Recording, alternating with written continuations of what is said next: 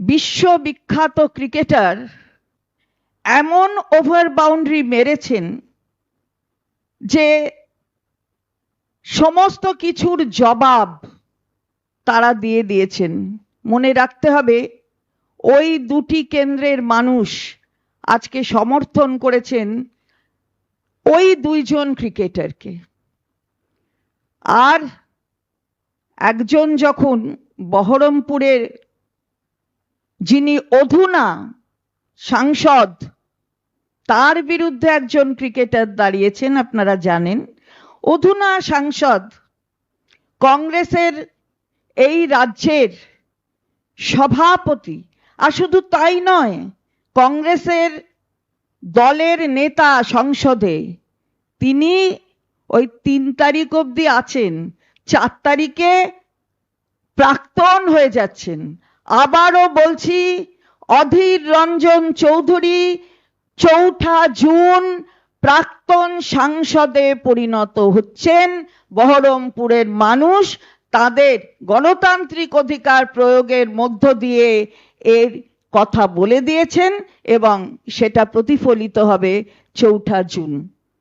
এর সাথে সাথে কয়েকটি কেন্দ্রেই মহিলা প্রার্থীরা আমাদের ছিলেন। আপনার আগেই বলা হয়েছে যে আমাদের দল 12 জন মহিলাকে প্রার্থী করেছে, তার জন্য সংরক্ষণের প্রয়োজন হয়নি।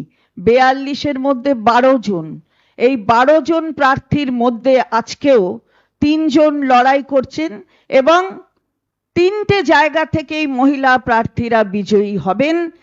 মহিলাদের যে অংশগ্রহণ, তাদের যে অধিকার গণতন্ত্র দিয়েছে, গণতান্ত্রিক অধিকার সংবিধান দিয়েছে, সেই অধিকার প্রয়োগ করে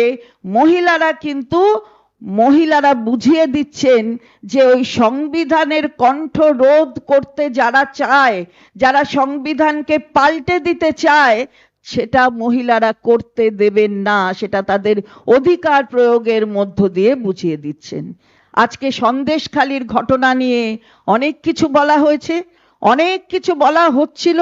তাকে একটা গল্পের মতন তৈরি করে একেবারে একটা চিত্রনাট্য যেন সেই রূপ দেওয়ার চেষ্টা হয়েছিল।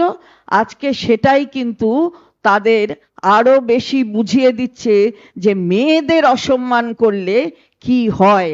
স্লোগানটা কি? নারী শক্তি, নারী শক্তি, নারী শক্তির সম্মান নাকি নারী শক্তির অপমান?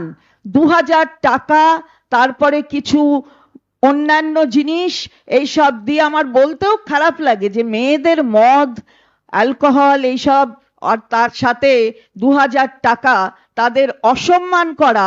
তারা জানে না যে কিসে তারা সই করছে। সই করিয়ে নেওয়া, তাদের না বলা আজকে এটা প্রমাণ করে দিচ্ছে মেয়েরা বাইরে বেরিয়ে এসে গণতান্ত্রিক অধিকার প্রয়োগের মধ্যে দিয়ে সন্দেশখালির এই গপ্পর তীব্র প্রতিবাদ করছে। এটা আমরা দেখছি এবং আগামী এই যে নির্বাচনের ফলাফল হবে সেটায় আমরা দেখব।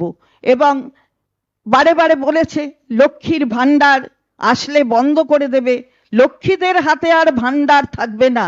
অর্থাৎ এই বাংলায় লক্ষ্মীদের সম্মান তো নয়, লক্ষ্মীদের অসম্মান করাটাই হচ্ছে তাদের আসল উদ্দেশ্য, যার জন্য তাদেরই নেতৃত্ব বারবার বলছে লক্ষ্মীর ভান্ডার বন্ধ করে দেবে। সেটার কিন্তু উপযুক্ত জবাব মেয়েরা এই 4টে দফার নির্বাচনেও দিয়েছে এবং আগামী 3টে দফার নির্বাচনে দেবে। আর তাছাড়া যেভাবে রানাঘাট, কৃষ্ণনগর সহ অন্যান্য জায়গায় মেয়েরা বেরিয়ে এসে ভোটটা দিচ্ছে, তাতে বোঝা যাচ্ছে যে এই বাংলায় এই অত্যাচারীদের কোনো জায়গা নেই এবং এখানে খুব ভীষণ ভীষণ সমস্যায় আছে। বলেই দিয়েছেন আমাদের দলের সর্বোচ্চ নেত্রী তার একটি সভায়, এবার তো আর 400 পার আর এসে বাংলায় বলছেন না। কালকেই তো মাননীয় প্রধানমন্ত্রীর সভাগুলো ভাবছিলাম কান খুলে শুনবো, আবার বলবেন আপকা বার 400 পার। হলো তো না, হবেও না। সারা ভারতবর্ষের ক্ষেত্রে আজকে কি হবে, আমাদের দলের সর্বোচ্চ নেত্রী বলে দিয়েছেন 315-র ওপর ইন্ডিয়া অ্যালায়েন্স পাবে, এটা তিনি বলেছেন।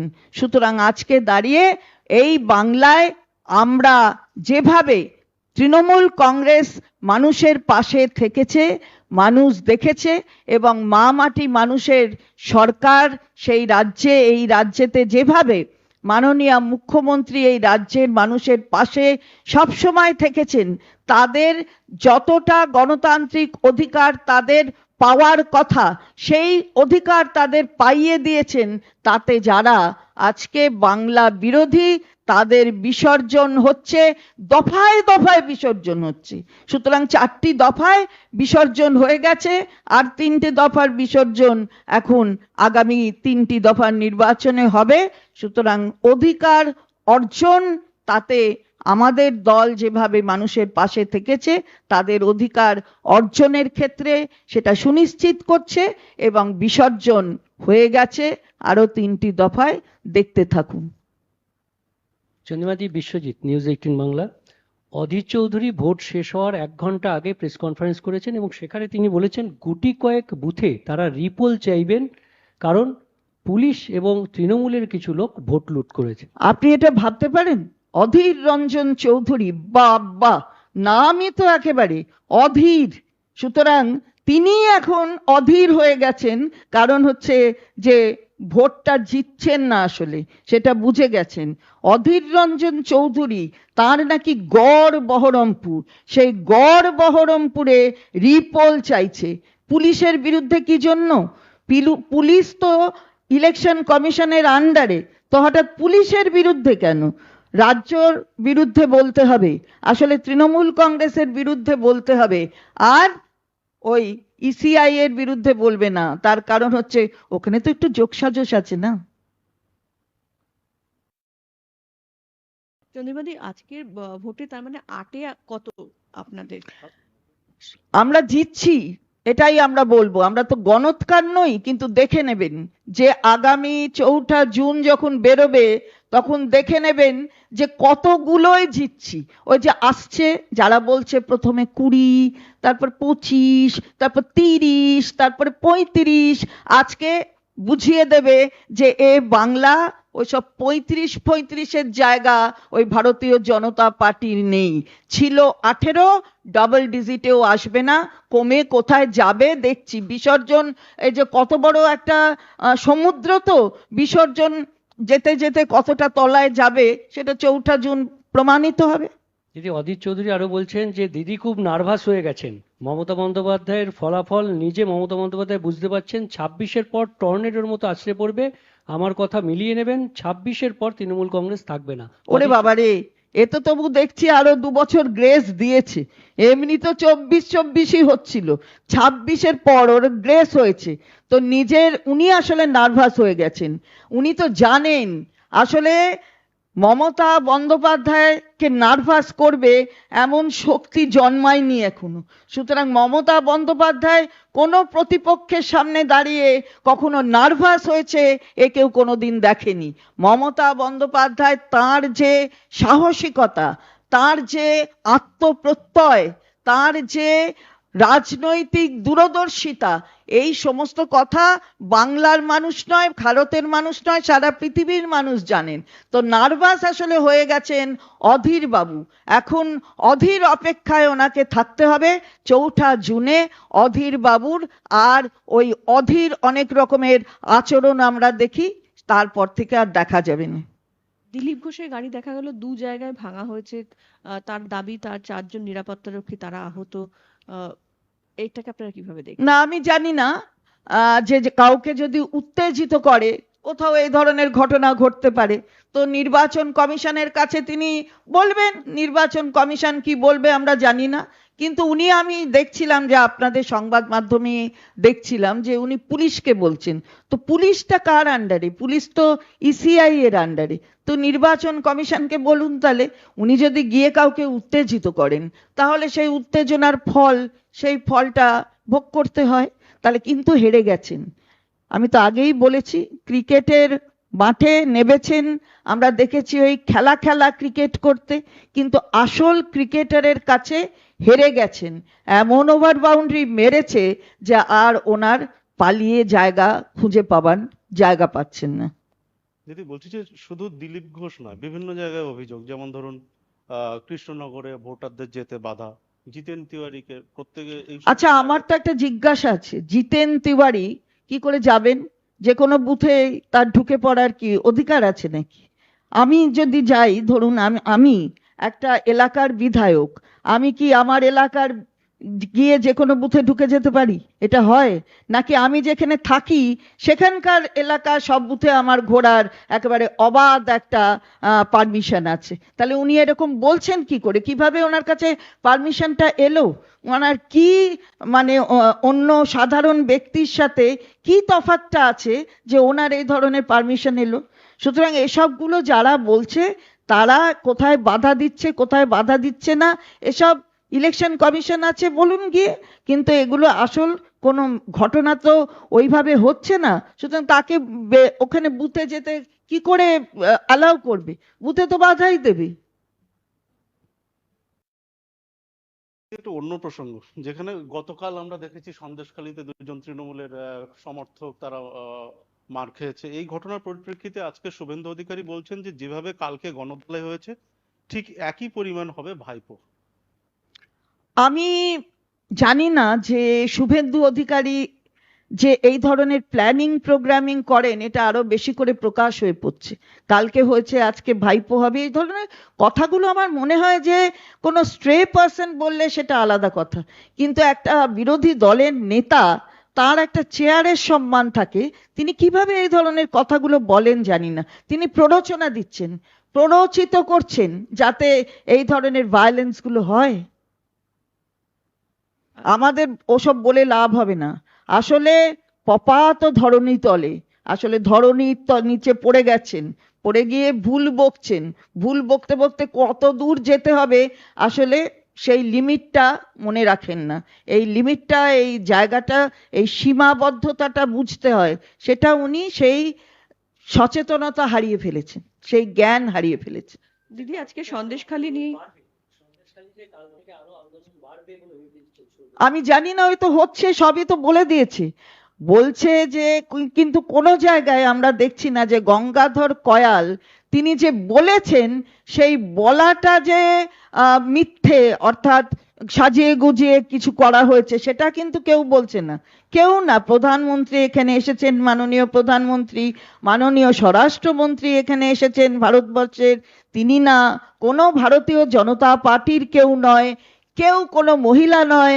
আমরা দেখছিলাম যে মহিলারা কি সব এখন করছেন, ওই যে আন্দোলনের কথা বলছেন, তার পেছনে আবার ভারতীয় জনতা পার্টির ফ্ল্যাগও আমরা দেখতে পেলাম। আপনাদের এই সংবাদ মাধ্যমেই আমরা দেখলাম যে তার মানে কি, ভারতীয় জনতা পার্টি প্রভোগ করছে এবং কয়েকজন মহিলা দাঁড়িয়ে এটা বলছে। তাতেও কিন্তু বলছে কি, যেটা আমরা শুনলাম সেটা বলছে যে এই গঙ্গাধর কয়ালকে, তাকে পয়সা দিয়ে তৃণমূল কংগ্রেস করেছে। তার মানে ভিডিওটা কিন্তু ঠিক, অর্থাৎ গঙ্গাধর কয়ালকে, অভিযোগটা হলো যে আমরা পয়সা দিয়ে করিয়েছি, তাহলে তো আর ফেক ভিডিও বলা যাবে না। দিদি, সন্দেশখালী গতকালের যে ঘটনা ঘটেছে, সেই ঘটনার ক্ষেত্রে যে 4 জনকে অ্যারেস্ট করা হয়েছে, বিজেপির বক্তব্য হচ্ছে যে তারা ওই ঘটনার সঙ্গে যুক্তই ছিল না, মিথ্যেভাবে পুলিশ অ্যারেস্ট করেছে তৃণমূলের। অ্যারেস্ট হয়েছে তার মানে মামলা রুজু হয়েছে, মামলা ইনভেস্টিগেশন হবে, তারা যদি না হয়ে থাকেন তাহলে ছাড়া পাবেন, যদি হয়ে থাকেন তাহলে ধরা থাকবে। এটাই তো মামলা। তো চলে, একটা কেস রুজু হয়, তারপর সেই কেস রুজুটা ফাইনাল দেখবো আমরা কি হচ্ছে। দিদি, অন্যান্য ফেজগুলোর তুলনায় এই ফেজে ইলেকশন কমিশনে অভিযোগের সংখ্যা তুলনামূলক বেশি। সামগ্রিকভাবে এই ভোটটাকে কিভাবে দেখছেন? না, অন্যান্য ফেজের পরে এই ফেজটায় সংখ্যাও যত হচ্ছে আর কি, মানে প্রথম ফেজে 3টে, তারপরে ফেজে 3টে, তারপরে ফেজে 4টে, এবারে 8টা। তো স্বাভাবিকভাবে কমপ্লেন্টের সংখ্যাও বাড়তে পারে, বেড়েছে। এটা যে কারুর অধিকার আছে কমপ্লেন করার, করবে, সেটা ইসিআই দেখবে। ভোট কেমন হয়েছে? ভোট খুব ভালো হয়েছে, দেখুন না, ভোট খুব ভালো, খুব ভালো, শান্তিপূর্ণ। দু একটা বিচ্ছিন্ন ঘটনা কোথাও ঘটেছে, কিন্তু সেটা দেখে নিচ্ছে, এবং তার সাথে সাথে ভোট অত্যন্ত ভালোভাবে হয়েছে। দেখছেন না, মানে এটা আপনাদের বলছি যে সংবাদ মাধ্যমও সকালবেলা যে ঘটনা ঘটেছে সেটা সন্ধে 6টার সময় ওই একই ঘটনা দেখাচ্ছে। তার মানে কি আর ঘটনা ঘটেনি, তাই ঘটনার খবর হয়নি, মানে আর কিছু তৈরি করার সুযোগ কেউ করে দেয়নি আর দিতে পারেনি। সুতরাং সংবাদ মাধ্যম কি করবে, ওই একই ঘটনা দেখিয়ে যেতে হচ্ছে, কারণ 24 ঘন্টার খবর, তাই দেখাতে হবে।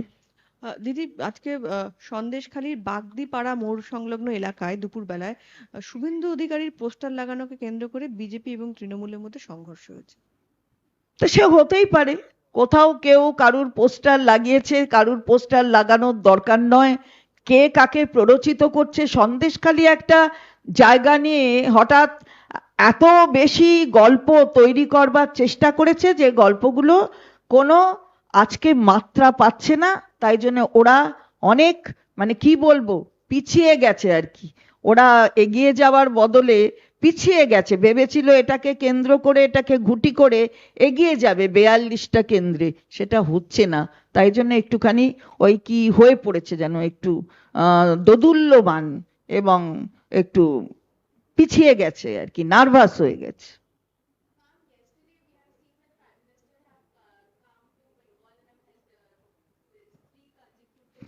rallies, and tomorrow Amit Shah is also scheduled to come here. So happy, the importance, as you understand, of Bengal, the importance has increased, and frequent meetings are being addressed by the Honorable Prime Minister. Frequent visits are being made by the Honorable Union Home Minister. So just think how important Bengal is. And the one and only woman, Mahila Chief Minister of Bengal, she is holding the reign here. And therefore, they have chosen this state to be a place where they will be visiting frequently. So you know what are they coming for, and what are the results which will on the 4th you will find that their visits have all are, I mean, of no significance at all. When on 4th the results will be out. They might come. They prevent us from going anywhere, but we do not prevent anyone from coming to Bengal. They might come, they might go. Even before the 21 elections, they had come, and they had asked for 200 seats and many seats from Bengal. But what has happened, you have seen, the people of Bengal have taught them a lesson, but they have not learned from it. Yet they have again thought of coming here. Let them come. Here they can, their people can say that our right to free movement will be restricted. But we cannot say that, and we do not say that. We respect the Constitution and the fundamental rights. সন্দেশখালীর ভিকটিমদের আইনজীবী Priyanka তেবরিওয়াল CBI কে চিঠি লিখেছেন। তিনি বলছেন যে ভিকটিমদের নিরাপত্তা দেওয়ার কথা তিনি বলেছেন, কারণ অভিযোগ করা হচ্ছে টিএমসির নেতারা এবং পুলিশ শেখ শাহজাহানের বিরুদ্ধে তারা যে অভিযোগ করেছিল সেটা প্রত্যাহার করার জন্য বারবার আমি তো বলছে। জানি না যে সিবিআইরা আবার নিরাপত্তা দেয়, সেটা আমি জানি না। সেটা আমার প্রিয়াঙ্কা টেবরিওয়ালের কাছ থেকে নিশ্চয়ই, তিনি খুব ভালো আইনজীবী, তিনি শিখবেন। কিন্তু আমারও একটু আইনের যতটুকুন শিক্ষা আছে তাতে আমি জানি না যে সিবিআই কি করে আবার ওদের প্রোটেকশন দেয়। সিবিআই এর তো investigating agency, central bureau of investigation, সেটা হঠাৎ ওদের তদন্ত ছেড়ে কি করে প্রোটেকশন দিয়ে পুলিশ পাওয়ার্স এনজয় করে, এটা আমি জানি না। সেটা প্রিয়াঙ্কা টেবরিওয়াল হয়তো নতুন কোনো আইন তিনি দেখেছেন, অথবা লিখেছেন, অথবা ওনার নেতা টেতাকেও দেখিয়েছেন, আমি জানি না, আমার খুব ক্ষুদ্র জ্ঞান, খুব ক্ষুদ্র। প্রশ্ন তুলেছেন জগন্নাথ সরকার, আরো এক ধাপ এগিয়ে বলছেন যে সিবিআই তদন্ত হওয়া উচিত কেন্দ্র বাহিনীর ভূমিকা নিয়ে। কেন্দ্রীয় বাহিনীর নিয়ে সিবিআই তদন্ত? কে কার তদন্ত করবে বাপু জানি না। এ তো ইসিআই কেও সিবিআই এর, মানে সিবিআই ইসিআই কেমন যেন মানে কিরকম একটা কবিতা কবিতা হয়ে যাচ্ছে, ইসিআই সিবিআই। তো সে কেন্দ্রীয় বাহিনীও তার মধ্যে এসে গেছে। কেন্দ্রীয় বাহিনীটা কার? আমাদের কন্ট্রোলে তো নয়। কেন্দ্রীয় বাহিনীর কন্ট্রোলটা কে করছে? ইসিআই করছে, ইলেকশন কমিশন অফ ইন্ডিয়া করছে। তো সেখানে আবার জগন্নাথ বাবুর আবার একই হলো, একই হলো। তাহলে আবার তিনি বলছেন ওটা সিবিআই, মানে মানেটা কি সিবিআই এর, এটা বুঝতে হবে। তার পাওয়ার গন্ডি কতটা।